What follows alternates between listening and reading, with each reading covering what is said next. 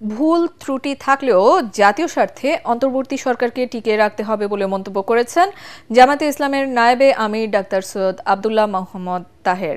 বিকেলে রাজধানীর diploma engineers ইনস্টিটিউশনে ঢাকাস্থ Patuakhali ফোরামের প্রীতি সমাবেশে তিনি একথা বলেন। ডাক্তার তাহের বলেন, অন্তর্বর্তী সরকারের অধীনে একটি সুষ্ঠু ও নিরপেক্ষ নির্বাচন আমাদের সবার চাওয়া, এর জন্য সবাইকে সহযোগিতা করতে হবে।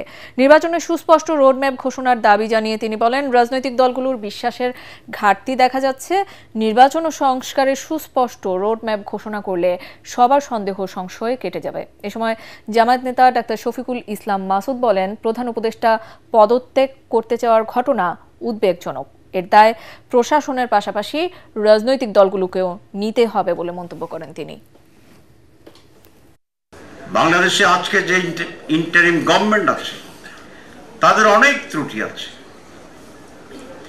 অনেক দুর্বলতা আছে, অনেক কিছু করার ছিল তাদের করতে পারেনি।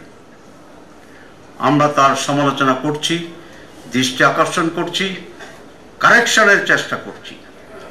তবে এই কথা নিঃসন্দেহে একমত হতে হবে, এই জাতিকে অধ্যাপক ইউনূসের নেতৃত্বেই যে ইন্টারিম গভর্নমেন্ট আছে সেই গভর্নমেন্টকে টিকে রাখতে হবে, টিকে থাকা অপরিহার্য প্রয়োজন।